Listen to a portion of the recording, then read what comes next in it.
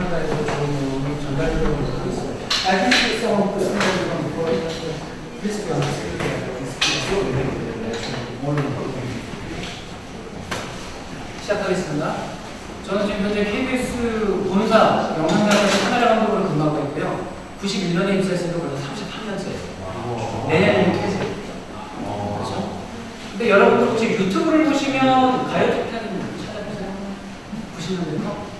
거기 무대 위에 올라가 있는 분들은 다 제가 했거든요. 무대 위에 올라가 있는 분들.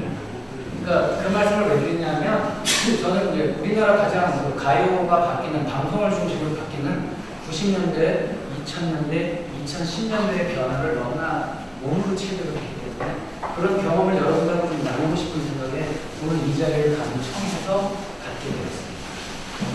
시작할까요? 네. 간단하게 저는 그냥 대학원에서는 프랑스 문화 정책을 전공했고요. KBS 포항국장 경력이 있고 그다음에 전국 방송사 카메라 학술 모임의 연합회장을 했습니다. 그래서 그쪽 전체 방송 환경에 대해서는 제가 잘 알고 있고요. 그다음에 주요 업무 이력 중에는 뭐 그냥 제가 좋아하는 내용은 그냥 뭐 올림픽에 가서 국제신문 제작하고 양궁, 태권도 아시네요. 그 정도가 주요 경우이고 나머지만 넘어가기로 하죠. 자, 시간상 우리가 현재와 과거와 미래 이 얘기를 너무나 잘 알고 있죠. 그 중에 현재는 왜 중요한지는 뭐 여담처럼 말씀드리면 프레젠은 현재이기도 하지만 선물이기도 하죠. 이 얘기는 뭐 그때 우리 팬덤 만화에 팬덤 거기서 잘 나와있죠. 현재는 선물 같은 시간이에요. 여러분들은 그 시간을 항상 지금 시즈더 데이 이렇게 놓치지 마시고 이 시간을 잘 즐기셔야 돼요. 지금 저하고는 이 시간도 아까우니까 하나하나 깊이 새기면서 과거를 보면 이게 우리나라 사실 뮤직비디오라는 거는 지금 오늘 뮤직비디오에 관한 얘기는 아니지만 여러분께 이제 스토리텔링에 관한 이야기를 비주얼적인 측면에서 얘기하고자 여러분께 시간을 청한 거예요. 스토리텔링이 사실은 우리가 이제 스토리텔링이라고 할 때 이 부분만 꼭 기억하세요. 스토리는 뭡니까? 이거는 내용이죠. 텔링은 뭐예요? 형식입니다. 그래서 누가 어떤 내용을 어떤 형식으로 전달을 하느냐. 이제 그런 걸 보통 여기에 플롯이 들어가기도 하고 또 여러 가지 장치가 들어가고 어떤 말은 뭐 내러티브라고 얘기를 하겠죠. 근데 우리는 오늘 굳이 비주얼이라는 얘기를 해요. 왜? 비주얼, 시각적인, 그게 이제 이미지이든 아니면 이미지를 사용한 여러 가지 장치든 그것을 통해서 어떠한 내가 목격한 내용을 다른 사람에게 잘 전달하고자 합니다. 이게 이제 사실 비주얼 스토리텔링의 목적 아닙니까? 그래서 이 부분에 대해서는 많은 노력들이 있었어요. 일단은 여러분께 역사적으로, 시간적으로 지금 보면 한 5분 동안에 이 몇백 년을 한번 거슬러가 보죠. 1, 2, 3으로. 일단 뭐부터 할까요? 스토리는 뭐 너무 여러분들이 잘 알죠. 예전에 커뮤니케이션이라는 게 만들어졌을 때 처음에 뭐였죠? 말로밖에 전달이 안 됐죠. 그걸 뭐라고 해요? 구독 커뮤니케이션. 그쵸? 그 다음에 문자라는 게 생겼겠죠. 그 다음에 또 인쇄. 그 다음에 컴퓨터. 그러니까 요새는 이제 CMC라고 해서 컴퓨터 미디에이티드 커뮤니케이션. 컴퓨터를 다 매개체로 하는 커뮤니케이션을 다 사용한다라고 얘기하는데 이게 여러분들이 살고 있는 세상이에요. 그러니까 일단은 스토리는 이런 게 있었다라고 넘어가죠. 중요한 거는 여기서 텔링에 관한 얘기와 스토리에 관한 얘기들은 이런 식으로 워낙 역사들이 깊으니까 넘어가는데 비주얼에 관한 걸 우리가 조금 알아야 돼요. 비주얼은 아시다시피 1895년 그 전에 니엡스라고 있었어요. NIEPC 프랑스 사람이에요.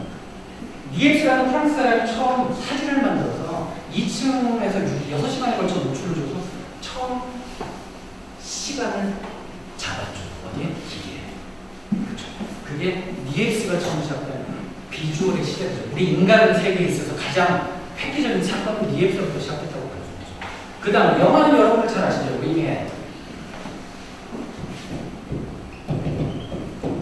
리미에라가 1890년에 형제들이 영화를 처음 만들었죠. 잘 아시다시피 기차의 도착 또는 열차의 도착이라고 합니다. 그때 여러분들 리미에르는 형제예요. 근데 저는 여기에는 약간은 조금 문명적인 걸 느껴요. 프랑스 말로 리미에르는 빛이라는 뜻도 있습니다. 영화는 비시잖아요. 그렇죠? 그러니까 이름에 맞게 영화를 인간 세상이 만들었어요. 시네마토그래피. 그렇죠? 그리고 1902년이 되면 누가 나옵니까? 메리에스. 메리에스는 누구죠?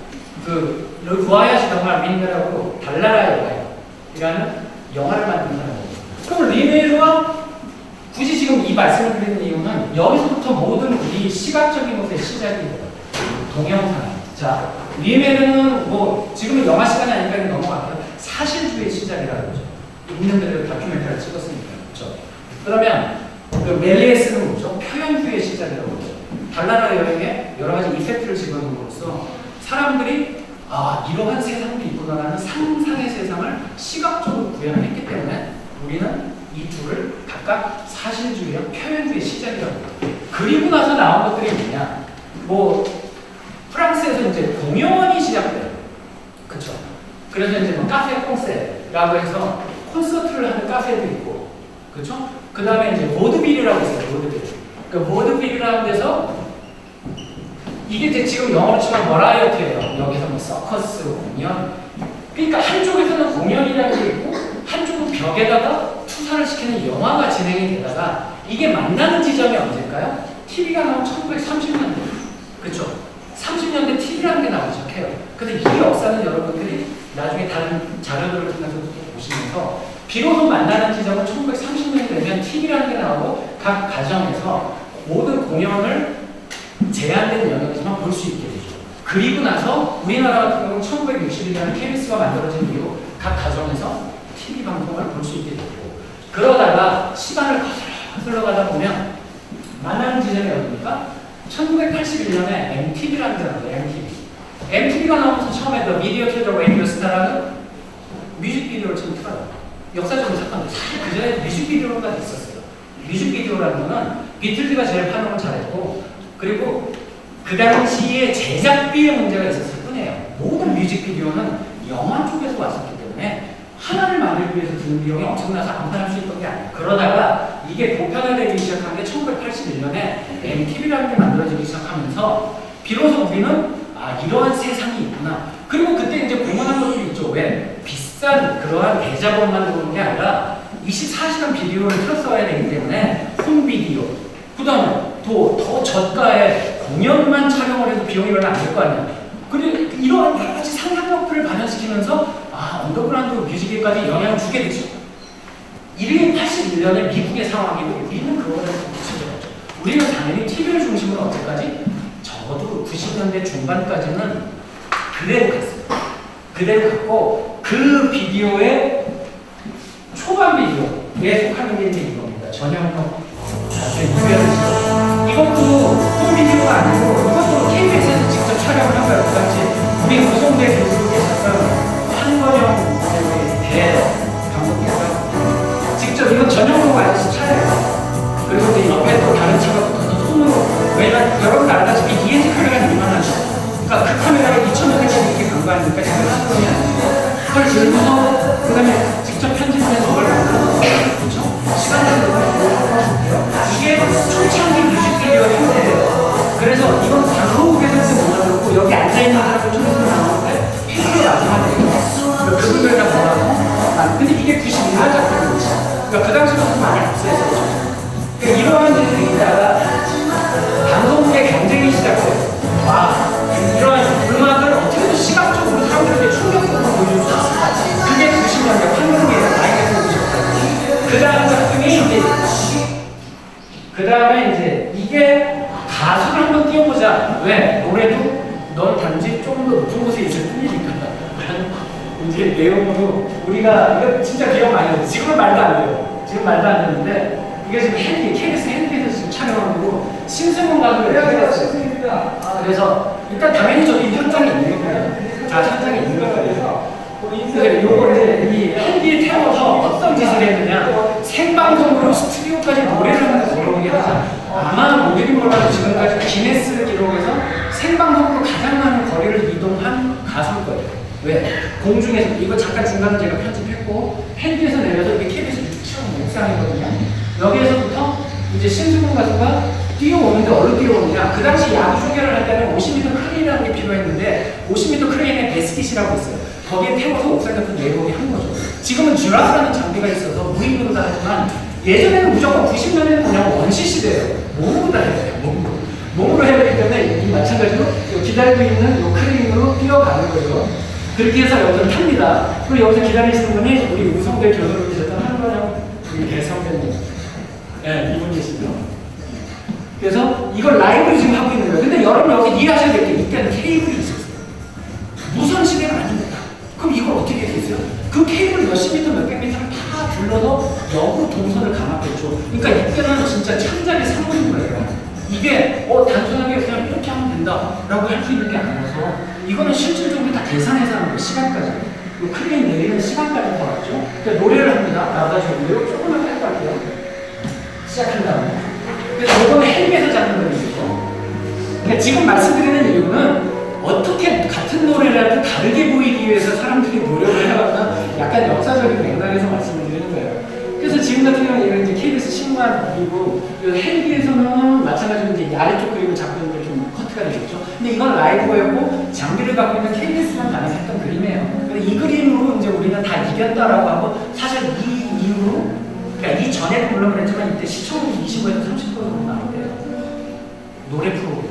왜냐하면 이때까지는 자체적으로 제작하는 뮤직비디오가 없던 시대. 방송국에서 보여줘야 볼 수 있었어요. 그렇죠? 그래서 여기부터 내려옵니다. 조금 빨리 갈게요.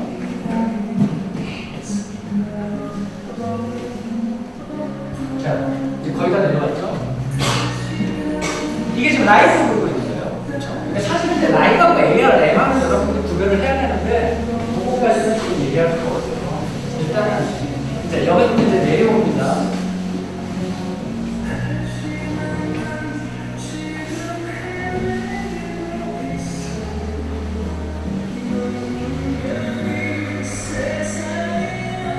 내렸죠?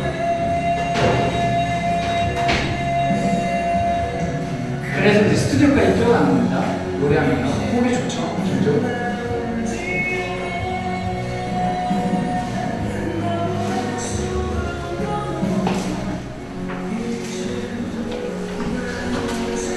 아까 그 사람이 접니다. 뛰어옵니다. 그 다음에 이제 보여드릴 그림이 이제 붙여져 있는데요. 지금 같은 경우는 이게 지금 다 라이브 디자인이에요. 지금은 불가능해요. 지금 문화하고 절대 못하세요. 사고가 갈 수도 있고 이런 영향도 안 돼요. 왜? 이때는 무조건 방송 우선 시대이기 때문에 모든 영향을 방송에 다 줄 때예요. 지금은 이제 서로의 이해관계가 너무 중첩이 돼 있어서 못하죠. 근데 라이브 여기까지 들어와서 옆에 준비되어 있는 무대까지 가면 이게 1996년 상반기 연말 결사. 그러니까 이제 상반기 결사. 그러니까 이제 6월 30일 이때쯤 나오는 거죠. 이렇게 라이브로 나가는 게 20년 후에 어떤 그림으로 바뀌냐. 이때까지만 해도 에어리얼 샷이라는 건 불가능했던 거죠. 이렇게 헬기를 쓰지 않으면. 이게 이제 사실 처음으로 쓴 방송에서 여러분 FPV라고 들어보셨죠? 이게 First Person Visual 1인칭 시점 드론 FPV 드론을 사용한 거예요. 이게 2022년에 KBS에서 처음 썼어요. 근데 이제 지금은 사실 이거 약간 비판적으로 말씀드리자면 일부 이제 그 무모한 방송사에서 라이브 때 쓰는데 절대 그러면 안 돼요. 떨어질 수가 있어요. 그래서 이것도 사실은 원래 그림의 드론만 따로 촬영해서 편집을 한 거예요. 이거를 라이브로 하다 보면 다쳐요. 절대 안 돼요. 근데 이거 이제 몇몇 종편에서는 하고 있는데 되게 비판적으로 얘기해요. 왜? 그럼 관객석에 비용을 한다거나 아티스트한테 절대 그러면 안 되고. 그래서 이건 뭐라고 그러나? FPV. 이게 FPV 그림이에요. 근데 불과 20년 만에 에어리얼 샷을 실내에서 구현할 수 있게 됐어요. 근데 아까 말씀드렸듯이 1996년 이때쯤만 해도 에어리얼 샷은 밖에서 헬기를 띄우지 않으면 안 되는 시절이죠. 일단 장비가 컸기 때문에. 근데 지금은 이러한 것들이 다 소형화되기 시작하면서 이제 나오게 됐죠. 그 다음에 이제 이거는 사실은 이제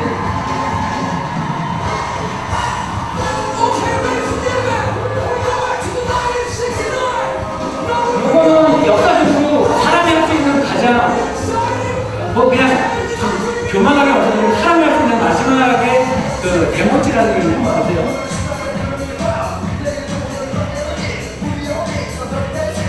이거 손으로 돌리죠. 이게 손으로 정확히 몇 돌을 돌려면 720돌을 돌렸어요. 근데 이걸 누가 했냐? 제가 했습니다. 근데 이걸 그 루트도 우리가 사라졌어요. 왜? 이제 장비를 쓰였죠. 이게 뭐 잠깐 에피소드 넣어보죠.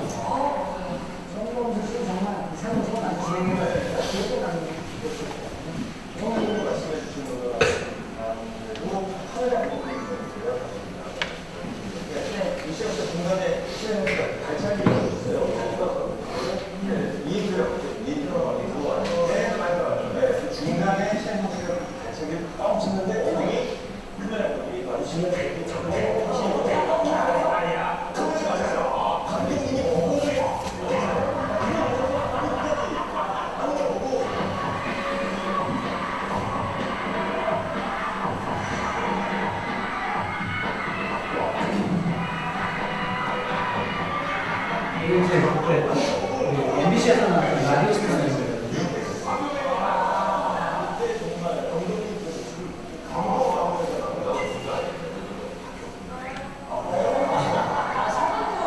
이때는 이제 이런 게 기억에 남을 정도로 서로 이제 그 영상에 대한 욕심들이 많았어요. 그래서 서로를 이제 다 기억을 하는 거예요. 일을 할 때 특별하게 나를 좀 돋보이게 같은 스토리라도 태밍하는 방법이 다르게 하자.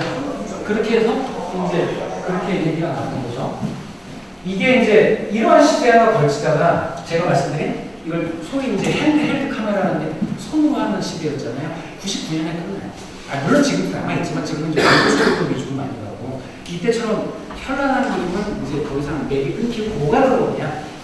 우리가 역사적으로 봤을 때 지금 그 쇼 프로그램에 있어서 그러니까 우리 이제 K-팝의 비주얼 스토리텔링에 있어서 두 가지 장비가 사실은 가장 큰 변화를 일으켰어요. 하나는 스테디캄, 또 하나는 지미지. 그렇죠? 그러니까 스테디캄과 지미지. 뭐 드럼만 해도 약간은 그냥 뭐 맛있게 만드는 정도의 양념이고 사실은 스테디캄과 드럼 우리 아까 지미지 같은 경우가 이런 거죠. 이게 이제 뭐라고 이제 에스파 우리 이제 뮤직뱅크 이런 걸 할 때 이때 이제 스테디캄이 이런 식으로 이 동선을 해볼게요. 이때부터 이제 이야기하는 방식이 달라졌다는 걸 말씀드리고 싶은 거예요. 예전에는 상당히 근접을 해서 그 가수를 어떻게든 돋보이게 하고자 하는 방법을 많이 사용하다가 스테디캄 근접이 들어가기 시작하면서 전체적으로 동선에 더 신경을 써요. 그러니까 다이내믹한 느낌보다는 이제 이 친구들이 이제 어떤 식으로 표현하는 것이죠? 좀 아까 우리 스테디캄 같은 경우는 사실 이제 와이어리스 추천을 이제 들어갑니다.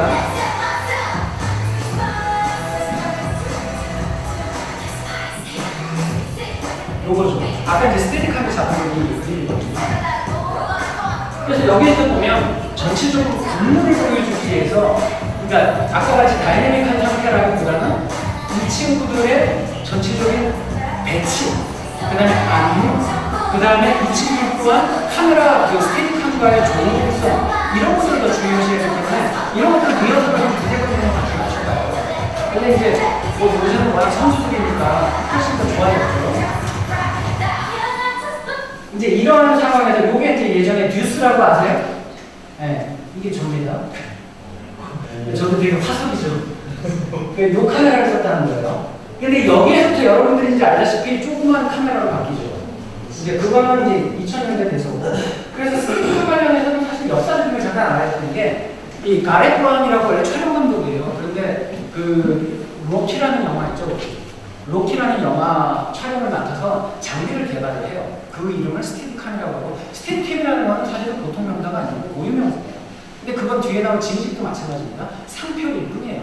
사실은 뭐 리모트 컨트롤 캐머라 뭐 이런 식으로 이제 그 크레인 같은 경우에도 써야 되고, 그 로키 같은 경우에는 자기 이제 여자친구를 일부러 계단에서 뛰면서 같이 그림도 맞춰봤다라고 해요. 그게 이제 방송에서 쓰이기 시작했던 거는 이게 이제 2000년 한 8년 정도에 우리가 제작을 했는 건데, 이제 스테디캄이라는 게 이제 영화의 영역에서 방송으로 들어와서 이제 사실 쇼에서는 2000년부터 썼다고 말씀을 드렸지만 이렇게 참화보도라든지 또는 드라마에도 이제 지금 원하는 게 사용을 해왔죠.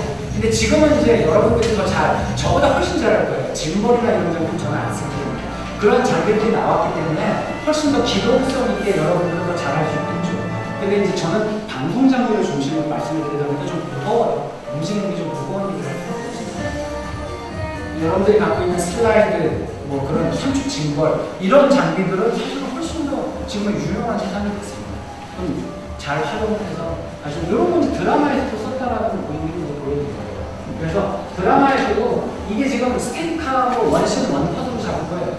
원씬 원컷은 커트가 없이 한 번에 원하는 그 씬을 끝내는 거죠.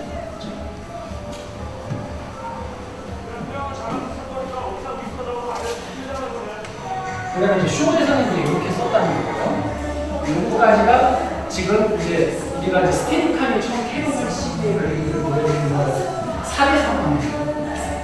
이렇게 돼 있습니다. 근데 이제 이러다가 방송사고가 나왔었죠. 이혜린이라고 뽑혀 나와요. 가요톱텐 할 때 이때는 지미집이 들어오기 전에 크레인이 있었어요. 크레인은 뭐냐면 영화에서 쓰던 크레인이에요. 큰 카메라를 달고 카메라 감독이 앉아있으면 뒤에서 사람이 조정을 해요. 그러니까 한 번 움직이면 스톱이 안 돼요. 그러다가 이혜린 가수와 어떤 일이 있었냐면 조금 보낼게요. 자, 무대에서 내려옵니다. 그래서 원래 리허설상은 지나가거나 천천히 갈 때는 좀 빨리 걸었어요. 근데 어떤 일이 벌어졌냐면 이렇게 됐죠. 머리를 이제 카메라에 맞는 일도 생겼죠. 근데 본인은 이제 사실 좀 큰 에피소드가 생겼는데 그러니까 이러한 일들도 있을 정도로 이때는 장비들이 무거웠다가 이거는 이제 작년에 제가 뭐 시즌 때 촬영한 거예요. 이제는 이제 지미집이라는 장비를 쓰고 있죠. 그래서 훨씬 더 안전해졌죠. 가볍고. 그래서 이 친구는 좀 재밌어요.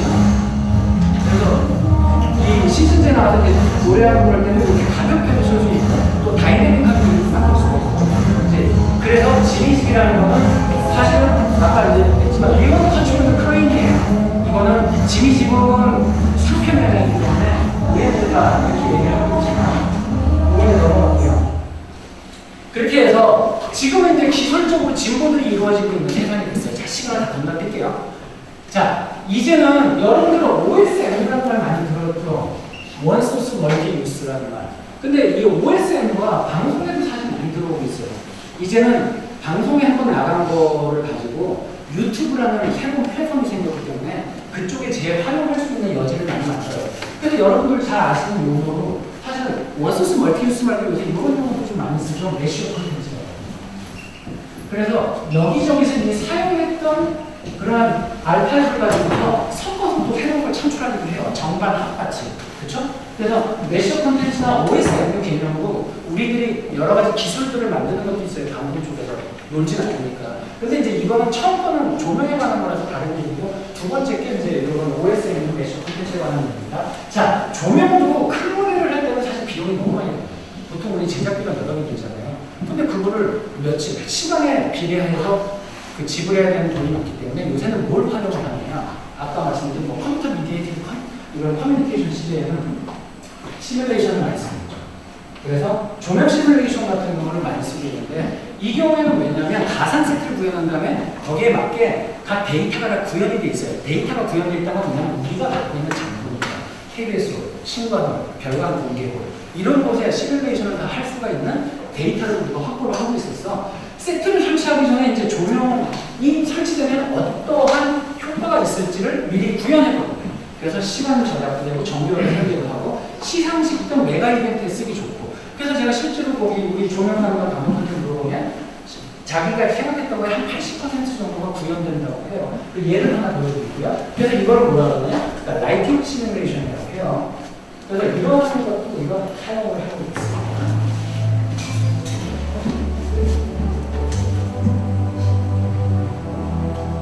이거는 이제 작년 연말에 우리가 도쿄에 가서 한번 제작을 하고 그 다음에 이제 KBS 소포에서 두 번째 제작을 하고 이러면서 나눠갈 때 두 번째 연말 시상식 KBS 소포에서 할 때 아이브 조명 이걸 시뮬레이션 실제로 이렇게 했어요. 그래서 아이브가 공연하기 직전에 우리는 얘가 이런 식의 조명이 떨어지면 좋겠다라고 해서 이걸 만들어낸 거예요.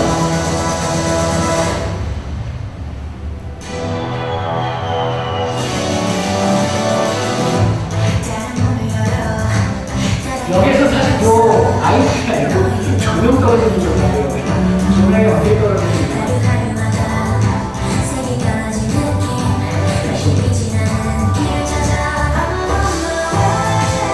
자,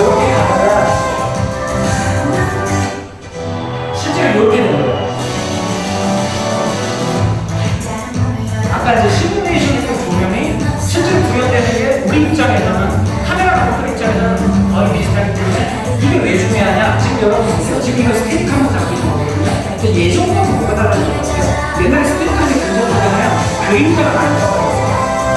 아티스트한테 그림자가 많이 들어가는데 지금 이런 거는 그림자 작품가라고 해요. 그래서 그림자가 예전보다 훨씬 못하다 보니까 그만큼 더 정교한 그런 구현을 할 수가 있는 거죠. 그래서 이제 파트치하고 그런 식으로 해서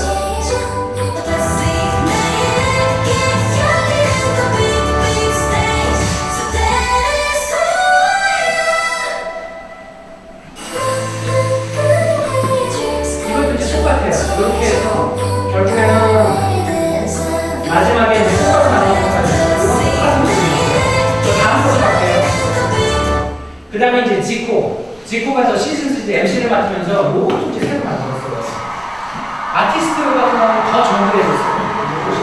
이게 이제 2주 전에 나온 거고 이게 지금 시뮬레이션이에요. 이거 촬영 보면 실제로 그 영상이 들어갈 거를 생각해서 이 시뮬레이션에다가 집어넣어요.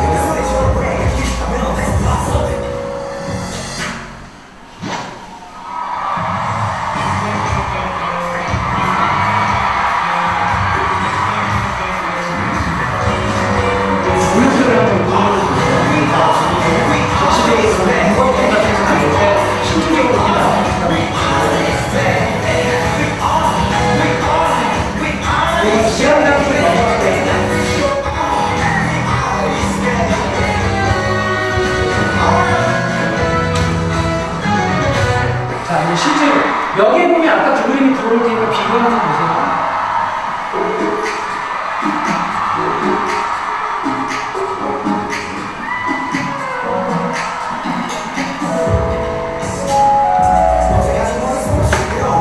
이 그림하고 같이 비교해서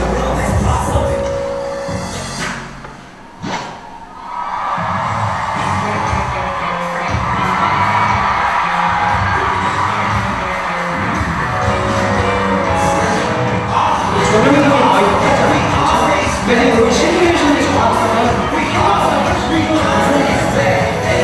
이러한 식으로 구현이 된다.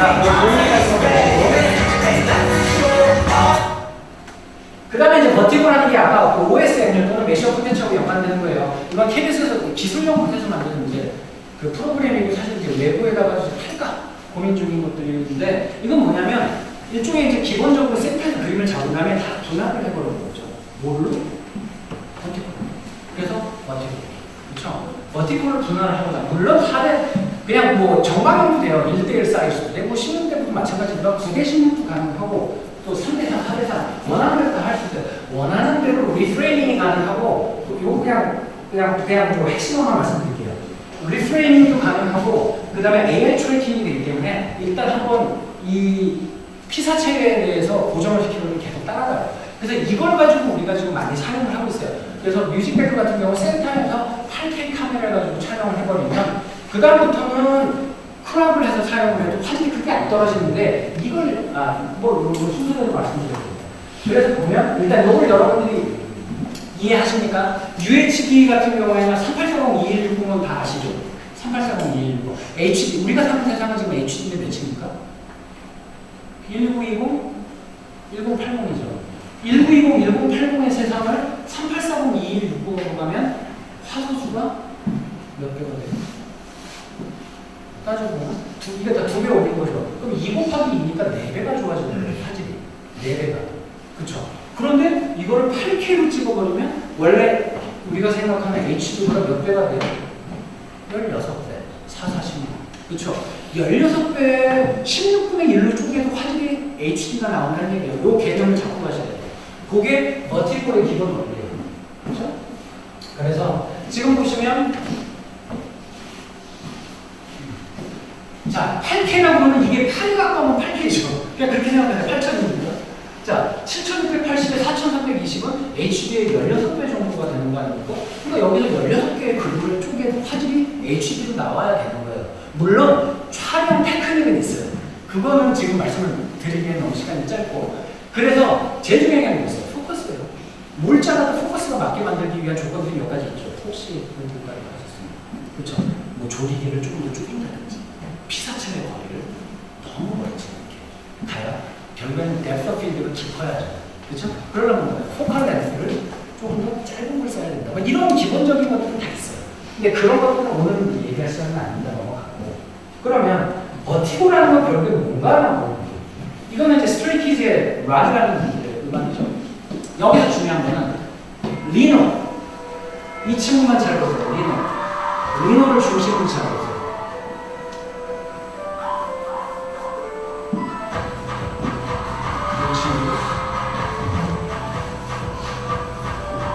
이것만 보고 안 나오세요. 이것도 이제 뮤직할 때 이거는 이제 버티고 카메라로 촬영을 한 영광이에요. 그래서 원래 이렇게 찍어요. 그러니까 아티스트 좌측과 우측까지 최대한 확보를 한 다음에 포커스가 다 맞게 힘 없이 전체적으로 맞는 그런 조정을 하고 있는 거예요. 그냥 픽스를 하는 게 아니에요. 그러면 여기서 이제 이런 식으로 노래를 했어요. 그러면 여기서 이제 크랍을 해요. 아까 잘라내는 게 이만큼. 이건 이제 원하는 대로 되는 거예요. 이게 지금같이 이게 버티컬 이미지로 나와도 되고 아니면 뭐 그냥 1대1 이미지로 나와도 상관이 없는 거예요. 그래서 아까 그 친구만 따로 잘라낼 건데 뭐 다른 분들을 비교를 해보는 거예요.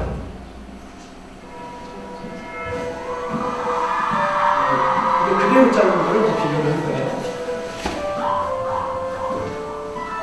근데 여기서 놀라운 거는 여러분들이 그냥 이것만 봐도 이게 되게 정교하다는 걸 느낄 수 있어요. 일단은 초점, 구도.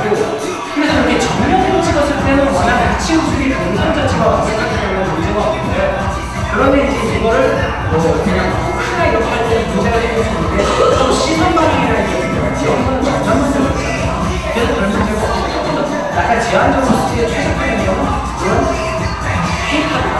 케이팝에 있어서 그래서 이런 식의 비주얼 부분을 이거는 결국에 OSM 이거에 대한 OSM 그래서 우리는 대한 친구들은 이런 실적이 다 나와요. 8명이 8명이 짜릴 거 있죠. 그래서 이제 아이브 같은 경우는 그때 리허설 때 제가 가서 이제 본 거예요. 아이고. 이거 이제 제가 직접 가서 촬영을 해본 건데 이제 이게 이 카메라가 이제 그 버티고 카메라인데 일단 보세요. 처음에 이제 노래 왔을 때 사실 이거 제 유튜브 그래서 사라져야 되는데 여기다가 USB 꽂다 보니까 나와서 이해해 주세요. 패시브로 집어서 이게 이제 그 웨이브캠이라는 거고 아이브가 여기 있으면 이제 여기 2대의 지미집을 써요. 지금도 중요합니다. 그 구조를 잘 이해하세요. 2대의 지미집이 있어요. 앞에 레일 카메라는 게 있고 그 다음에 아까 얘기한 버티고 카메라가 있고 8K 그래서 그 8K로 잡는데 저는 그 8K를 잡으면서 다른 촬영을 하고 그 스마트폰으로 촬영했습니다. 화질이 좀 떨어져도 이해를 하세요. 자, 이런 상황에서 지금부터 스토리텔링을 어떻게 해야 되는지를 말씀드립니다. 자, 이야기라는 것은 아까 말씀드렸어요. 이야기라는 것은 내용이라고 그랬죠. 텔링은 형식이다. 그렇죠? 여기서 먼저 알고 들어가야 되겠어요. 저는 언어학자는 아니지만 언어학을 전공했기 때문에 말씀드립니다. 요거는 조금 알고 가세요. 근데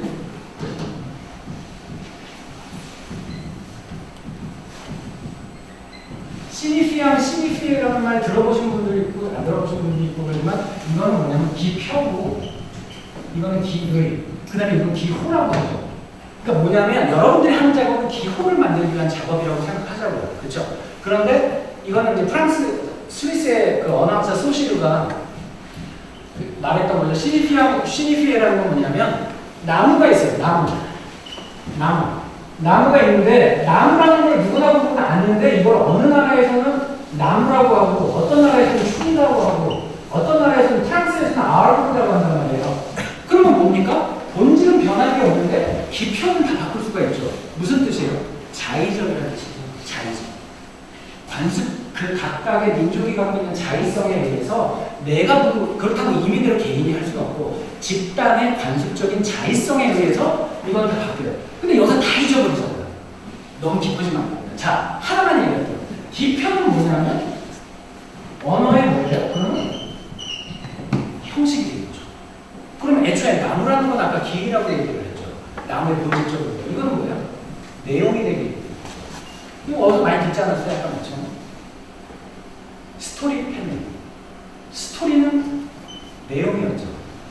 텔링은 형식이죠. 그러면 우리가 지금 추구해야 될 건 뭐죠? 그럼 K-팝에 있어서의 태닝은 뭘 태닝이라고 할 수가 있을까요? 뭐가 기의고 뭐가 기표일까요? 이런 이제 잡설을 한번 해보는 거예요. 그럼 기라는 건 본질적으로 변하지 않는 것들일 거 아니에요? 그럼 누굴까요? 아티스트, 노래 그 자체. 그 다음에 그 코리오그래피, 안무. 이런 것들은 본질적으로 갖고 있는 그들의 고유한 속성이죠. 그러면 이건 우리가 손을 댈 수는 없고 뭘 손을 대야 되느냐? 기표. 뭐죠? 세트, 조명, 카메라 워킹, 제주대의 카메라 워킹이겠죠. 그리고 편집. 이런 부분들이 기표에 해당이 될 수 있다는 거예요. 그럼 지금부터는 기표를 어떤 식으로 구성을 하는지에 대한 머나먼 얘기를 하는 시간이 잠깐 빨리 갈게요. 자, 화면 내에는 움직임을 만들어내는 요소가 몇 가지가 있어요. 일단 뭐냐면 프레임, 구도, 조명, 카메라 움직임, 렌즈 효과, 시각 효과. 이건 하나의 수업이기 때문에 말씀을 못 드리고 여기에서 카메라 움직임만 일단 말씀드릴게요. 카메라 무브먼트라는 거는 아까 말씀드린 가장 중요한 게 뭐였어요? 스테디캄이라는 게 있었고 그 다음에 지미집이라는 게 있었고 근데 그게 아닌 것들은 또 뭘까요?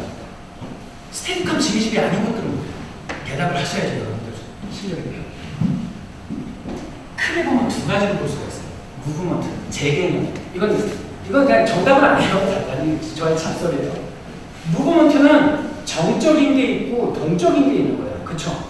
그래서 정적인 거는 스태틱이라고 할 수가 있어요. 그 다음에 스태틱이 있고 플루이드가 있어요. 스태틱 캐머라 무브먼트가 있고 플루이드 캐머라 무브먼트가 있는데 여기서 굳이 구별을 하자면 이걸 알고 들어가셔야 되는데 스태틱은 뭐가 있어요?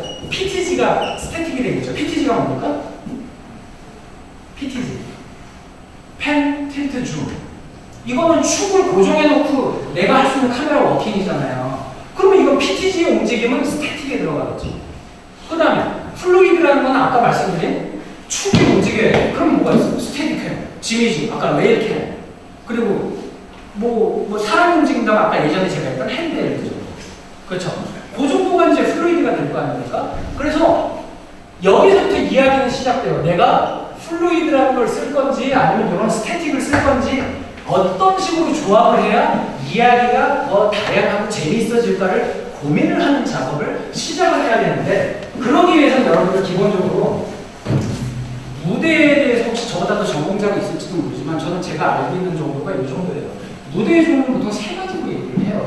프로시니엄 아치 스테이지라는 게 있고 그 다음에 포스트 스테이지라는 게 있고 그 다음에 아리나 스테이지라는 게 있어요. 근데 아리나나 포스트는 보통 우리 공연에서 쓰는 거고 프로시니엄 아치 같은 경우가 일반적으로 우리가 연극을 볼 때 오페라를 볼 때 뮤지컬을 볼 때 쓰는 세트거든요. 이거의 특징이 뭡니까? 프로시니엄 180도로 잘라야 되는 거죠. 제가 여러분들을 보고 여러분들이 저를 보는 거 아닙니까? 그렇다면 그 구도 내에서 할 수 있는 카메라의 배치는 180도 이내에서 보통 배치가 된다는 거죠. 그러면 압력은 거의 비슷하게 나가면 되겠구나. 그럼 이야기를 보면, 그러니까 이야기를 전하는 게 화자잖아요. 화자들의 위치는 이 선을 지켜주자. 물론 넘어갈 수는 있죠. 그리고 청자들한테 이 개념을 그대로 전달을 해주자. 그게 기본적인 방송에서의 무대 배치 개념이에요.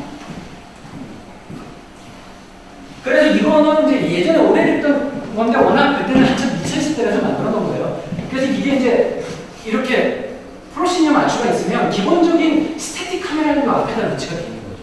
그렇죠? 그 다음에 이런 지미집이라든지 아니면 핸드헬드라든지 뭐 그 외에 보조적인 기능을 할 경우에는 여기는 스태틱으로 커버가 안 되는 그런 플루이드한 개념을 원하기 때문에 이렇게 배치를 하고 요거는 화각에 관한 얘기인데 오늘은 스킵을 할게요. 렌즈에 따라 화각이 너무 달라지는데 이거는 결국에는 어떤 장면들을 여러분한테 제공할 수 있냐 요것도 건너뛸게요. 사례 특집 되는 거니까 요거예요. 자 여기서 여러분들이 기억하셔야 돼요.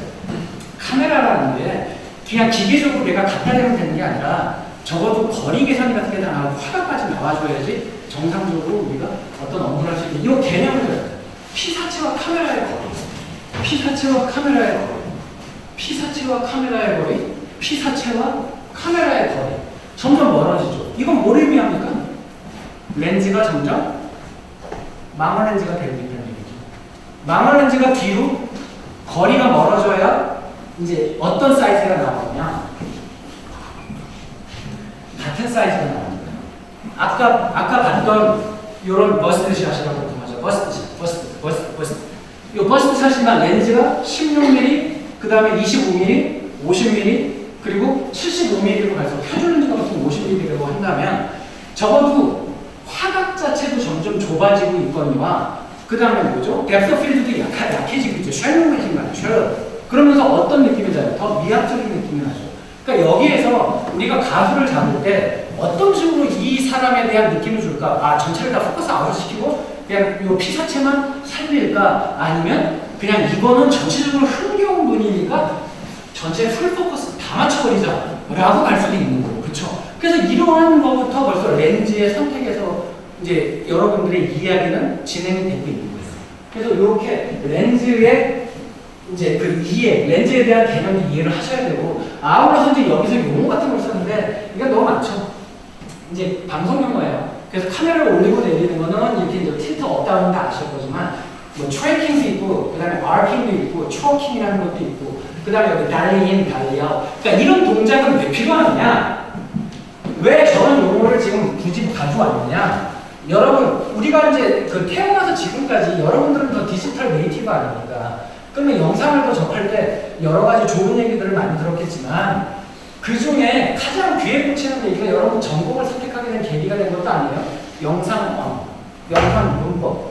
그러면 영상 언어와 영상 문법이라는 건 결국 뭐하고 같아요? 뭐하고 병치시킬 수가 있습니까? 영상 언어, 영상 문법은 언어예요, 언어. 영상은 언어입니다. 영상은 언어예요. 그런데 영상에 대한 여러 가지 동작 자체에 대한 개념이 안 잡혀 있으면 야, 그건 이렇게 잡자, 저렇게 잡자라고 여러분들이 서술형으로 나가게 되고 그거는 여러분들이 생각하는 그러한 용어는 아닐 거예요. 그래서 여러 가지 용어, 적어도 이런 용어 정도는 알고 있어야 된다는 거죠. 뭐냐? 옆으로 기울여 촬영을 하잖아요. 그러면 이런 거 보통 캔티드 샷이라고 해요. 아니면 오블리크 앵글이라고 하고 더치 앵글이라고 해요. 보통 세 가지 용어가 나오는데 이 용어를 몰라서 야, 카메라를 옆으로 라고 얘기를 하면 좀 그렇잖아요. 그래서 지금 말씀드리는 거는 여러분들이 공부를 할 때 최소한 언어적인 측면에서 영상의 이런 병치성을 잘 기억을 하셔야 되는 거예요. 그래서 여러분들이 이것도 마찬가지예요. 샷이 모이면 뭐가 됩니까? 씬이 되고 씬이 모이면 시퀀스가 되잖아요. 그 다음에 여기 스토리가 되고, 그러면 여기 샷에 해당하는 게 결국엔 단어라는 거 아닙니까? 또는 짧은 단어, 그러니까 짧은 문장이 되겠죠. 그 다음에 씬이라는 건 긴 문장이잖아요. 그러니까 노래를 할 때도 각각의 샷은 하나의 단어이고 그 단어 내에서 패키지를 들어가거나 여러 가지 플루이드한 플로우로, 그러니까 흐름을 만들어낼 때 비로소 문장이 되고 하나의 이야기가 되는 거거든요. 그걸 어떤 식으로 했는지 한번 보자고요. 요거는 좀 말하고 갈게요. 요거는 그냥 그러니까 제틀의 텔레비전 프로덕션이라는 원서를 보면 거기에서 꼭 요 얘기는 기억을 하세요. 이게 뭐 헤드스페이스, 뭐 루킹, 뭐 별 얘기 다 했는데 그냥 여러 용어가 있을 수 있어요. 그런데 이제 일단 영어를 쓰는 사람 입장에서는 그거를 헤드룸과 노즈룸, 그 다음에 리드룸이라는 세 가지 용어를 통일을 해놓은 게 있어서 이 용어는 꼭 기억을 하시라고 말씀드립니다. 그래서 여러분들끼리 룸이라는 단어로 통일을 하시든 아니면 다른 단어도 물론 다 맞아요. 맞지만 적어도 혼선이 없게 하기 위해서는 헤드룸, 노즈룸. 그래서 여기 벡터라는 얘기는 어느 정도 건너뛰어야 될 것 같고 넘어갈게요. 자, 이게 이제 우리가 방송을 하게 되면 처음 이제 이야기를 만들기 위한 실제로 사용된 가사집이에요. 그죠? 이걸 가지고 채워 나가야 영상이 돼요. 일단 이런 건 이제 어떻게 되냐면 클립을 먼저 보시죠. 이거는 TXT의 이제 최신의 필름이에요.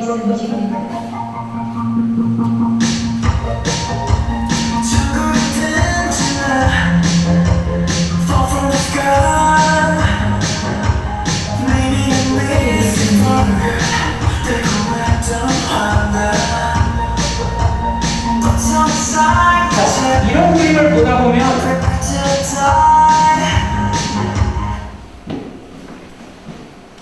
여러분들이 꼭 기억해야 될 게 이거는 그냥 우리나라에서는 잘 안 쓰는 말이긴 해요.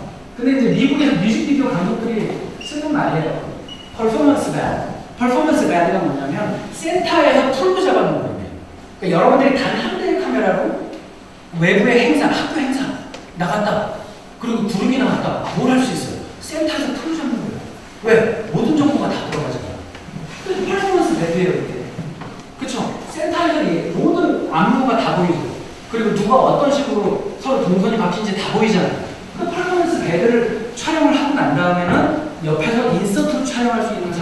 각각 뭐 군중샷 아니면 가수 측면샷, 타이탄 샷 다 잡아서 편집할 때 낼 수가 있겠죠. 하지만 가장 기본은 뭐냐? 퍼포먼스다. 근데 이걸 가지고서 우리는 방송 쪽에서는 이제 노래 가사 그리고 또 어떤 아티스트가 이 부분에 집중하고 있는지를 짜내기 시작하는 거예요.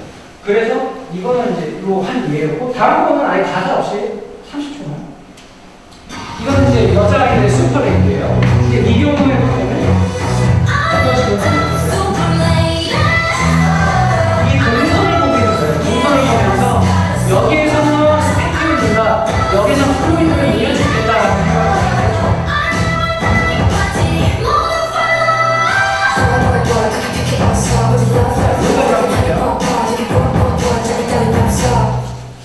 그래서 여러분들이 이제 오늘 제가 이제 그 대상으로 삼은 노래는 뉴진스의 플루이드예요.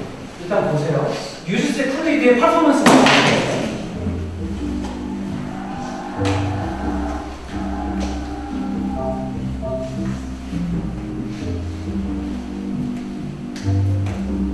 앞부분만 잠깐.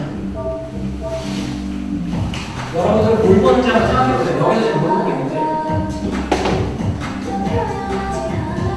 자, 여기서 여러분들이 결정을 할 수 있겠죠. 아, 나는 이제 그냥 싱어만 잡겠다. 아니다, 나는 전체 부분을 보여주겠다. 아니다, 나는 분위기를 좀 다른 식으로 좀 더 동적으로 보여주겠다. 할 수도 있겠죠. 그러면 이제 아까 얘기 말씀드린 이제 카메라 배치가 돼요. 이게 스태틱이 여기 이제 1, 2, 3가 깔려있고, 이건 기억을 하세요. 카메라 4, 그 다음에 카메라 7이 지미집이니까 그러니까 숫자는 좀 기억을 하셔야 돼요. 그래야 빨리 진행을 할 수 있어요. 그 다음에 앞에 레일캄이 5예요. 그 다음에 이제 여기는 안 보이지만 카메라 8이라고, 그게 이제 스테디 카메라는 짐벌을 사용하는 카메라를 넣었어요. 일단 그렇게 생각을 해보자고요. 자, 뉴진스의 아까 그 그림이 실질적으로 이러한 콘티에 의해서 작성을 했는데 앞부분까지만 잠깐 볼게요. 원래는 쪼갰어요. 카메라 배치를 다 쪼개다가 얘네들이 처음에 하는 커리어그래피가 되게 아름답다. 그러면 좀 길게 가자 해서 원심 원컷 개념을 여기까지 줬어요. 이때 노란색으로 칠한 게 짐벌을 썼어요. 왜 스테디캄을 안 쓰고 짐벌을 썼을까요? 더 근접하게, 더 가볍게 근접하게. 그래서 이 끝부분 그리고 시작 부분은 노란색으로 된 거는 일부러 짐벌 카메라 DSLR을 달아서 소니 FX3 카메라를 달아서 이제 시네마틱 그 화질을 구현하기 때문에 그거를 넣고, 그 다음에 이제 카메라 넘버링이 있죠. 1, 4, 뭐 1, 5 이게 뭔지 지금 당연히 모르겠죠. 근데 이거는 우리한테는 제작자 입장에서는 의미가 있는 숫자들이에요. 이거에 각각의 신호가 되죠. 5 같은 경우는 뭡니까? 같은 5 컷이라도 풀샷에서 원샷까지 들어가줘야 이 컷이 끝나는 거예요. 그리고 다음 컷으로 넘겨주고, 그 다음에 2 같은 경우는 원샷에서 오히려 풀샷으로 빼주겠죠. 그러기 위해서는 안무와 노래를 완전히 알고서 이제 가는 건데, 실질적으로 이거는 좀 가야겠는데 볼게요. 저 다른 거 있어요. 이게 이제 온에어 된 거예요. 그럼 지금 같은 경우 아까 보시면 알겠지만 짐벌 카메라 쓴다고 그랬잖아요. 그러면 짐벌로 일단은 쓰고 있다가 여기 보면 카메라 1에서 이제 가수 원샷을 잡겠구나라는 거를 잠깐 생각을 해서 좀 더 해볼게요. 앞부분까지 가는 거예요.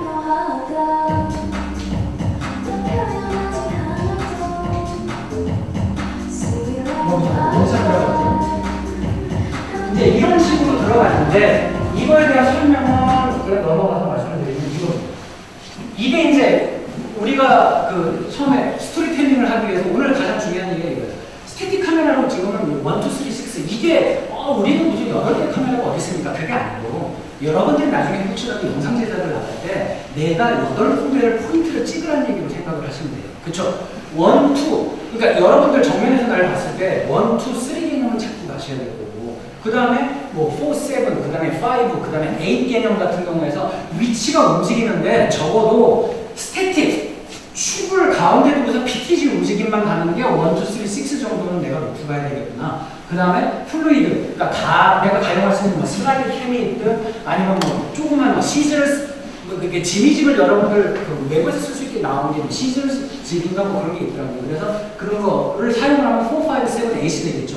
그럼 이게 사실은 그 노래를 분석한 거예요. 모두 몇 컷? 근데 이거는 사실 나중에 바뀌었어요. 37컷이에요. 37. 처음에 10,000컷을 했다가. 그런데 이 개념을 가지고서 여러분들이 이제 이 음악을 분석을 해보면 이렇게 됩니다. 와, 결정적이. 잠깐만요. 그래서 그거 좀 이따 마지막에, 왜냐면 이게 컴퓨터가 바뀌어서 제가 어떤 분이 말고 그 다음에 쌈바라가 잠깐 하는 거는 하면 되겠고요. 이 쌈바라의 페스티벌 같은 경우는 이렇게 나갑니다.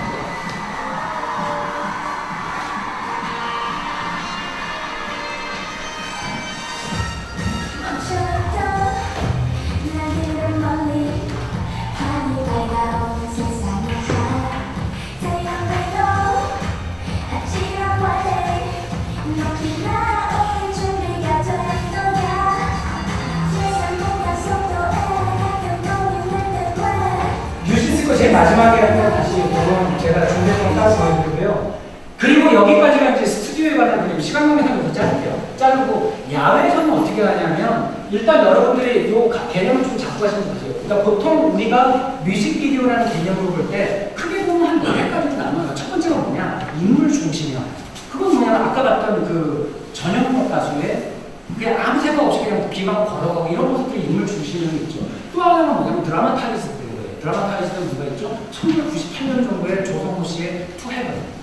그렇죠? 이런 것들이 처음 시작이죠. 그때는 왜냐하면 10억 정도를 들여서 막 만들었단 말이에요. 영화처럼. 그러니까 노래하면 전혀 상관없어요. 소주 한 잔. 이런 것도 보면 그 서사를 집어넣잖아요. 노래.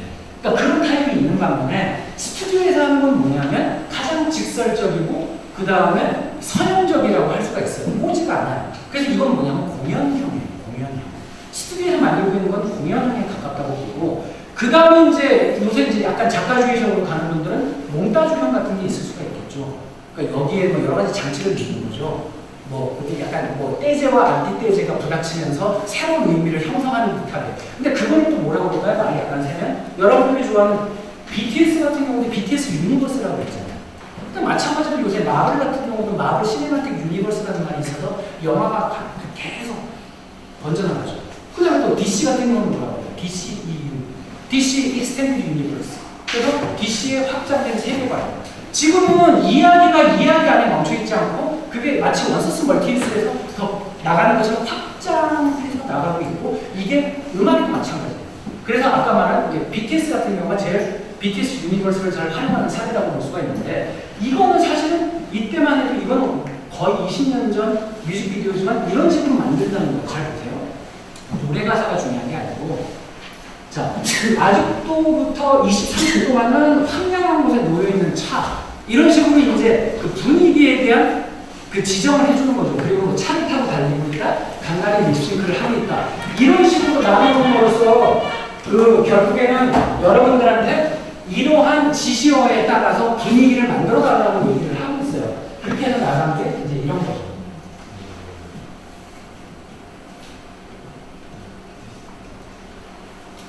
기업을 걷는 시간 같은 경우 요 지시어에서 거의 안 벗어나고 지금 만들었어요. 그러니까 이거는 이제 그 야외형 촬영물인데 이거는 이제 공연형이 아니죠. 그냥 아까 말씀드린 약간 몽타주형에 가까워서 왜 의미 부여를 하게 만들고 해석할 여지를 주시는 거예요. 그랬잖아요.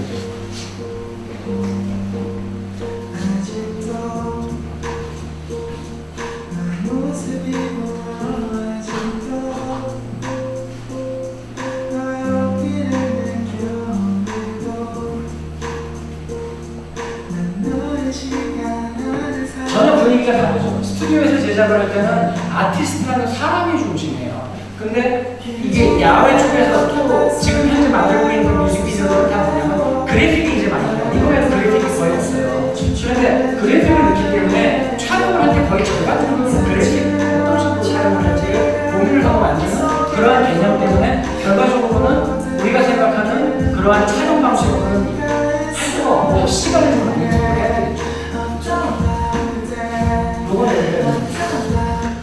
그래서 지금 요거는 뭐 일일이 설명할 시간은 없어서 이제 보자면 이게 생방이고 이게 녹화형 큐시트예요. 이거 그 전에 아무리가 오늘 오감했을 때 이런 식인데 여기서 다른 점은 뭐냐면 여기 다 라이브 MR로 나간다는 거고 여기는 대부분 다 MR로 나가거나 라이브 AR이죠. 라이브 AR은 뭐예요? 이런 용어들은 나중에 따로 공부를 하시는 거예요.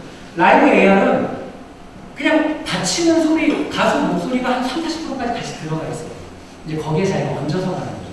그렇죠? 근데 그거는 이제 AR이라고 하면, AR은 완전히 녹음된 건데, 그러기엔 좀 미안하니까, 고음 내거나 이럴 때, 내가 그 부분만 피해서 노래를 한다는 뭐 라이브 AR이라고 해서, 이런 개념이 왜 중요하냐면, 이거는 우리가 볼 때, 라이브구나 그러는 순간에는 악단에 방해를 안 되게 최대한 카메라 배치를 좀 해요. 그렇죠? 근데 이렇게 AR이나 MR, 뭐 라이브 AR 같은 경우에는 뭐 그거는 전혀 음악 그 반주에 뭐 방해를 안 주기 때문에 배치가 조금 달라질 수가 있죠. 근데 지금까지는 스토리텔링이라는 게 이러한 식으로 진행될 수 있다는 약간 맛보기 정도만 말씀을 드렸는데, 이제 1학년들 중심으로 제가 말씀드린다고 해서 사실은 여러분들이 이해하려면 지금 5분 동안에 끝낼게요. 방송 생태계를 좀 이해를 많이 하시길 바래요. 이게 지상파, 종편, 뭐 케이블, 위성, DAB, IPTV, OTT가 아마 우리나라에 월급을 주는 웬만한 회사들이 다 속해 있는 곳일 거예요. 여러분들이 나중에 졸업을 하고 입사를 하게 될 때 내가 가고자 하는 회사가 어디에 속하는지 정도로 고민을 좀 하세요. 근데 여기에 프로덕션을 뺐어요. 그렇죠? 외부 프로덕션은 다 연결이 돼 있기도 하고 또 어느 특별한 범죄의 느낌이 있어요. 하지만 여러분들이 지상파가 뭐고 종편이 뭐고 이런 구별을 조금 해야 되는데 하나만 딱 얘기를 할게요. 지상파 외에 종편은 뭐가 없죠? 그 개념은 자꾸요. 송출 기능이 없습니다. 송출.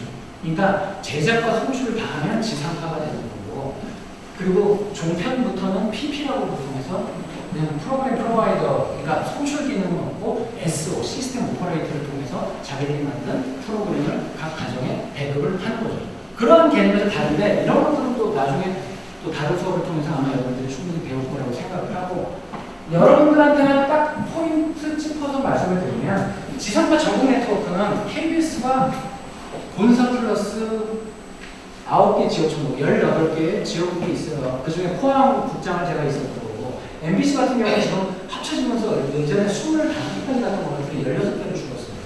SBS는 애초에 협력관계로 맺어서 이렇게 지역 민방과 연계를 하고 있는데, 여러분들한테 꼭 말씀을 드릴 거는 금년 말에 KBS 시험이 있을 수도 있고 작년에 건너뛰었어요. 사정 때문에. 그런데 그 경우 여러분들이 꼭 노려야 되는 게 뭐냐, 이건 재작년 신입사원 공개지원 공모 요강인데, 자, 보통 뽑는 직종이 PD, 기자, 그 다음에 촬영 기자, 그 다음에 이제 그 영상 제작, 카메라 감독, 그 다음에 방송 기술, 방송 경영, IT 콘텐츠가 주요 직종이에요. 그런데 여기에서 보면 좀 다른 방송사하고 다른 게 보일 거예요. 뭐냐? 전국권이 있고 영남, 호남, 충청, 강원권이라는 게 보이죠. 전국권은 뭐냐면 본사에서 근무한다는 얘기예요. 그래서 나는 본사 지원. 그런데 이걸 왜 나눠놨어요? 서로 경쟁이 달라요. 전국권으로부터는 전국권끼리 붙고, 그 다음에 지역 권역으로부터는 지역 권역 지원자끼리 붙는 건데, 여러분들은 충청 강원권으로 지원을, 이때는 좀 특이하게 했어요. 원래 충청 강원 붙진 않고 충청권 강원권 따로 하는데, 이거는 좀 애매해서 이제 묶은 일이 좀 있거든요. 근데 이게 이제 보통 충청권으로 나와요. 예를 들어 뭐 기자직이든 촬영 기자든 카메라 감독이든 여기에 충청권이 있고, 이때는 따로 안 뽑았는데 충청권이 있고 2명인데 괄호치고 있다 그러면 괄호친 분은 여러 개입니다. 괄호친 분은 지역 할당이라는 표시예요. 그래서 2명을 뽑는데 그 중에 괄호치고 하나가 돼 있다. 이거는 우리 충청권에서 졸업한 학생들만 뽑는 조건이에요. 그래서 그런 게 때문에 무조건 글로 넣어야 돼요. 왜냐하면 다른 데가 10대1이면 거기는 5대1이 안 돼요. 그렇죠? 그래서 그런 것까지도 여러분들이 좀 고민을 해서 하는데, 꼭 하나 말씀드린 게 아까 우리 학생들하고 수업 전에 말씀드렸지만 토익 점수는 되게 중요해요. 저도 면접관도 했고 시험 문제도 출제를 해보고 다 해봤죠. 근데 거기서 결국에는 KBS 같은 경우는 블라인드 면접을 해요. 그래서 누군지 몰라요. 어느 학교, 어느 과, 경력조차도 우리는 없는데 딱 하나 보여주는 게 토익 점수예요. 그거 우리가 필요하다고 했어요. 왜? 원서를 못 보면 안 되니까. 그리고 다행히 우리 우성대 학생들은 영어 몰입 확률이잖아요. 그러니까 이대로 잘 하시는데 그 대신 그게 가시적인 성과로 나오게 토익 점수를 획득을 하세요. 몇 점? 700은 조금. 그렇죠. 800은 넘어야죠. 왜? 대부분 애들이 그렇게 딱 와요. 8, 900은 기본으로 다 갖고 있어요. 근데 여러분들이 지금 현재 600 정도 되는 학생이 있다 보면 오케이, 회피한 거죠. 왜? 800은 당연히 돼요. 당연히 되겠죠. 왜? 안 될 수가 없어요. 그건 저도 많이 같이 겪어봤기 때문에. 그러니까 일단 목표를 어떻게 삼냐? 800은 목표를 삼아라. 그리고 나면 어디든 늘 수 있다. 왜?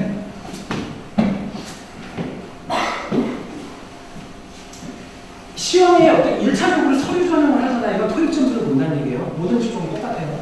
2차로 가면 만약에 이제 뭐 제가 속한 직종 같은 경우는 논술을 보잖아요. 그리고 이제 아나운서 같은 경우는 장르 다 같은 얘기예요. 주제를 줘요. 그러니까 이런 거죠. 이 강의실에 K-pop 스토리텔링을 듣는 학생들이 10명이 있고 조명이 어두운데 여기에서 벌어지고 있는 일들을 10개의 커트로 구성을 한번 해봐라. 이런 문제를 낼 수도 있죠. 그러면 조명이 없는 상태에서 어떻게 그 조명 없는 환경을 극복을 하겠느냐? 촬영 장비는 스마트폰밖에 없는데 그러면 최대한 여러분들이 화질을 잃더라도 개인을 올려서 촬영을 하겠다라는 얘기가 나오든지, 그렇죠? 그리고 전에 제가 했던 문제는 이런 게 있었어요. 만약에 여러분 이게 카메라를 손으로 들고 찍잖아요. 그러면 1m 앞에서 똑같은 얼굴 사이즈를 잡은 것과 5m 떨어져서 줌인해서 똑같은 사이즈로 잡았을 때 5m 떨어져서 잡으면 당연히 더 흔들리죠. 그거를 논리적으로 설명해보라는 문제도 있어요. 뭘까요? 그거는 결국 여러분들이 영상에 대해서 조금 더 진지하게 접근을 하면 답이 나왔어요. 뭐냐면 그냥 그림 잡으면 되지가 아니라 이거는 과학이에요. 과학. 그래서 뭐냐면 여러분들이 흔들림을 1도로 볼 때 화각에 대한 얘기를 했잖아요. 가까이 다가가서 마스터샷을 잡으면 화각이 좀 낮겠죠. 50도. 떨어져서 잡으면 5도 정도 나오겠죠. 협각이니까. 그러면 50분의 1의 떨림과 5분의 1의 떨림 중에 어떤 게 더 떨리고 5분의 1이 더 떨리잖아요. 당연히. 그렇게 설명을 하는 애들이 합격을 했죠. 그렇죠. 면접 때 저는 그렇게 물어보거든요. 근데 물론 똑같이 물어보진 않겠지만 이제 적어도 그 정도로 여러분들이 논리적인 준비는 돼 있어야 돼요. 내가 하고 있는 행위가 과연 언어를 하는 행위인지 아니면 습관적으로 관성적으로 그냥 그림 잡고 왔어요 라는 행위인지 그건 여러분한테 달려있는 거예요. 여러분들이 하는 공부, 여러분들이 하는 행위, 여기에 비해서 자부심을 갖고 여러분들이 그 누구보다도 나는 안 질 거라면 정말 이 시간이 얼마나 중요한 시간입니까? 예전에 제가 요새 와서 들었던 얘기인데 석고상전에 누군가 아실 거예요. 아름답다. 전 이 얘기 깜짝 놀랐어요. 세상에서 가장 아름다운 게 뭘까요? 저 아름답다는 걸 되게 오래됐어요. 전 지금까지 몇천 명, 몇만 명의 얼굴을 잡았겠죠. 근데 제일 아름다운 사람이 뭐냐? 석고상전에 보면 아름답다의 아름은 나예요. 그렇죠? 내가 제일 아름다워.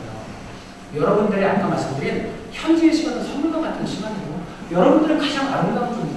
이 시간을 놓치면 안 되고 여러분들은 아까 말씀드린 토익이나 이런 것들 그런 그 상대성이 있는 데에서 밀리지 마시라고요. 지금부터 준비하면 충분히 되고 그 다음에 이제 아까 얘기한 1차, 2차, 3차, 4차, 5차인데 이게 마지막 얘기예요. 미안합니다. 더 하고 싶은데 5차까지 있는데 여러분들 졸업을 할 때 물론 교수님들 생각이 다를 수도 있어요.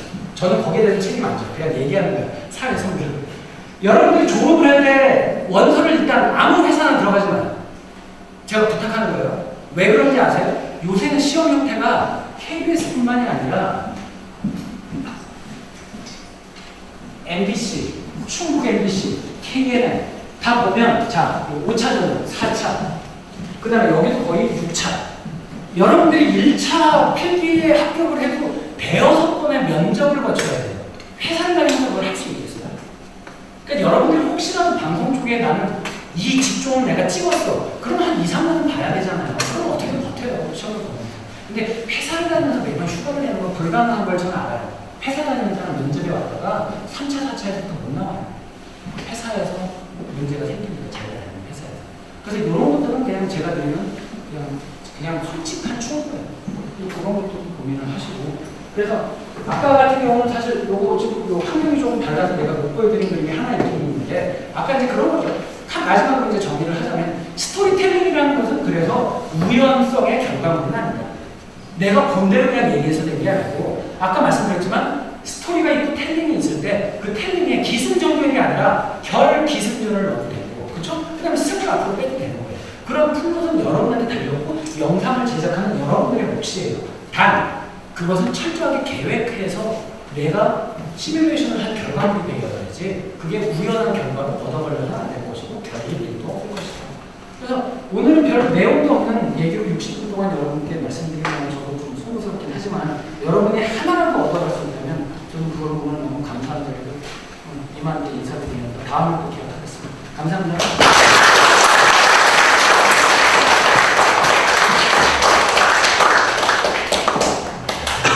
자,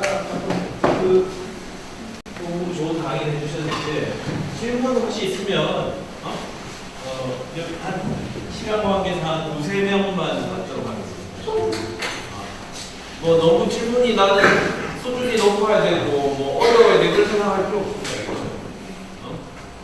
아주 간단하거나 어떻게 보면 뭐 내 얘기인데 물어봐도 되나 싶고 이런 정도도 괜찮으니까 흔치 않은 기회니까 특히 우리 K-pop 좋아하는 친구들도 많고. 자, 누구 있나요? 없어요. 그럼 생각할 시간을 드리는 길을 제가 봅니다. 만약 국장님이 지금 백투더 퓨처를 가지고 지금의 KBS에서 보내진 30년의 경험을 가진 상태로 다시 몸만 20살이 됐어요. 모든 이후에 노트를 아는 느낌들이 모두가 욕망 같은 거예요. 다시 20살이 됐어요. 이 자리에 앉아있어요. 그래서 대학생활을 어떻게 보내실 4년이 주어졌는데. 제가 신입사원으로 꼭 한마디 하는 게 있어요. 진짜로 그냥 정말로 얘는 좀 뭔가 좀 얘기를 해줘야 되겠다 싶은 얘기하는 게 입사를 하잖아요. 작년 신입사원으로 됐어요. 그러면 16년이 넘어서 봐요. 16년. 왜 16년입니까? 여러분들이 기억력도 모르면 초등학교 들어가서 대학을 졸업할 때 걸리지만 16년. 그렇죠? 그렇죠? 그 16년의 시간을 여러분들은 회사에 들어가서 지나다 보면 어느새 그게 1년 6개월밖에 안 되는 시간을 느껴주고 아무런 성장도 안 한 사람들이 있는 반면에 그 16년 동안에 얼마든지 두 가지, 세 가지의 삶을 살면서 자신을 발전시킨 사람이 있어요. 근데 여러분들이 지금 겪고 있는 지금 우리 2학년들은 이제 불과 3개월 지나지 않았어요. 근데 이 시간을 오늘은 뭘 할까라는 고민은 당연히 안 하겠죠. 저보다 우리 어른들보다 훨씬 현명하니까. 하지만 그 시간을 웬만하면 계획성을 펴줄 수가 그리고 기록에 남길 만한 걸 해라. 그럼 뭐겠습니까? 아까 얘기한 토익 점수. 그다음에 자격증에 너무 함몰될 필요는 없으나 누구나 다 그 얘기를 들으면 인정하는 것들이 있잖아요. 그게 이제 토익이에요. 토익 900이라고 혹시 영어 좀 하네? 라고 얘기할 수도 있겠죠. 우리 남자들끼리 쓰는 험한 얘기는. 그렇죠? 근데 그게 삶의 경쟁력인데 그 정도는 여러분들이 갖고 갈 수 있잖아요. 근데 그건 기본이고 그 다음에 이제 도서관에 가서 원서도 좀 많이 보고 그렇죠? 원서는 뭐 여러분들도 구글 번역기도 있는데 뭐 얼마나 볼 수 있잖아요. 그래서 이제 다시 한번 말씀드리자면 4년은 길다. 군대까지 갔다 오면 6년도 될 수 있을 거잖아요. 근데 6년 후에 내 모습이 지금과 같을 거라고 생각을 하지 않잖아요.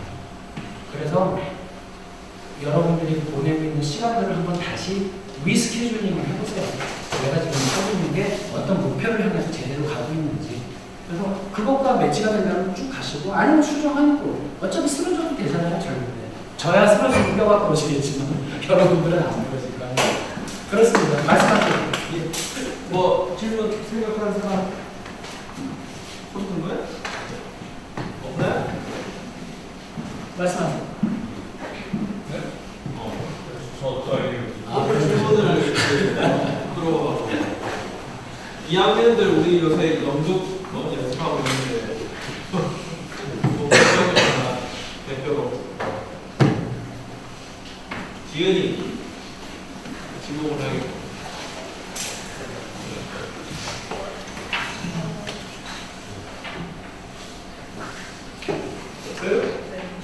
그래도 아무나 하세요. 잠깐 시간을 주세요.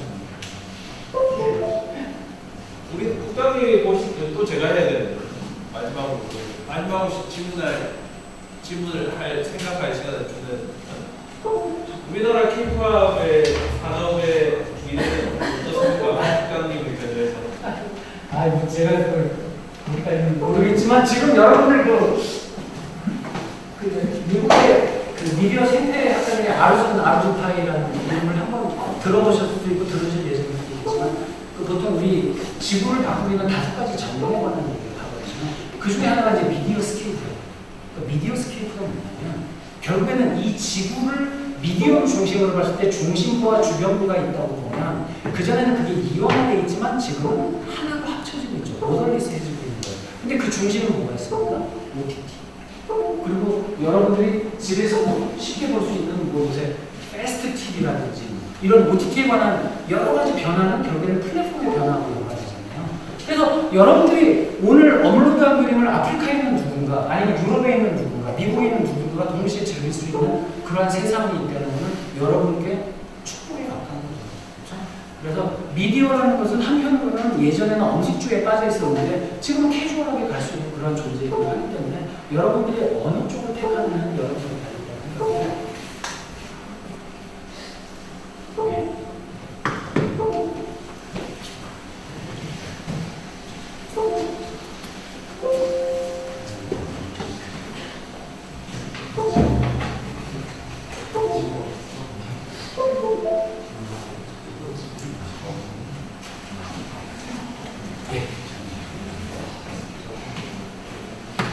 그런 관점에서 K-팝의 미래는 밝다 이렇게 얘기하도록 하겠습니다. 자, 없나요 질문?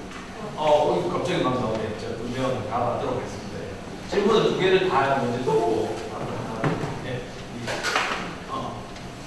요즘 AI 현상 이미지로 다양한 장르가 나오고 있는데 혹시 AI가 인간을 대체할 수 있으실 거라고 생각하세요? 아, 그러지 않고 안 되려구나. 잠깐만. 그러니까 네. 질문을 같이 받고 조명에 관한 지식을 많이 조명 같은 거는 조명이에요. 누가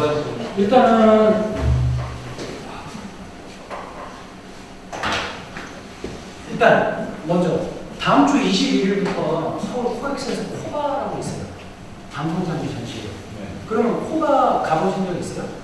코바라는 데 혹시 갈 수 있으면 그게 3일 정도 지내나? 그래서 이정택 교수님 네. 가잖아요. 그 코바는 여러분들이 직접 거기 왜냐면 조명 장비는 보통 볼 수 없는 장비들이 다 있거든요.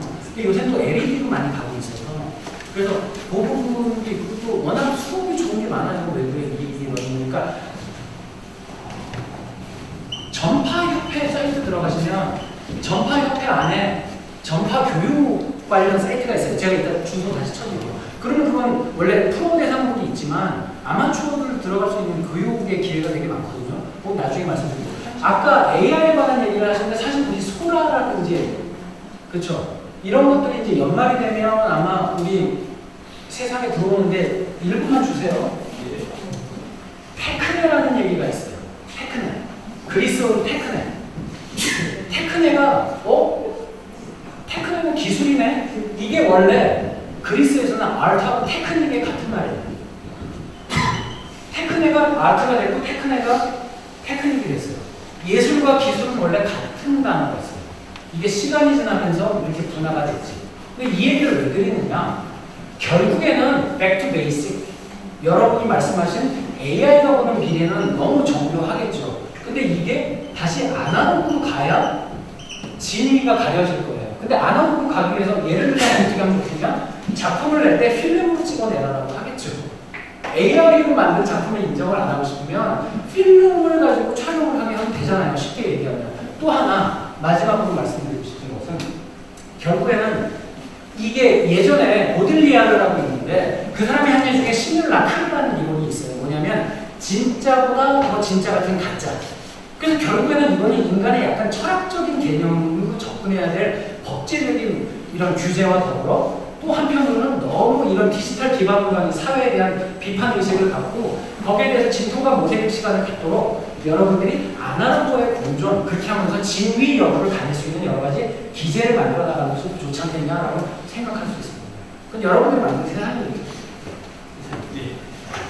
자, 시간이 다 된 것 같아요. 여러분들 점심 먹어야 돼요. 오늘 제가 볼 때 너무 흥미롭고 재미있으면서 또 실질적으로 여러분한테 필요한 얘기를 많이 해주셨는데 다음 주에 또 두 번째 특강이 있으니까 필히 참석해서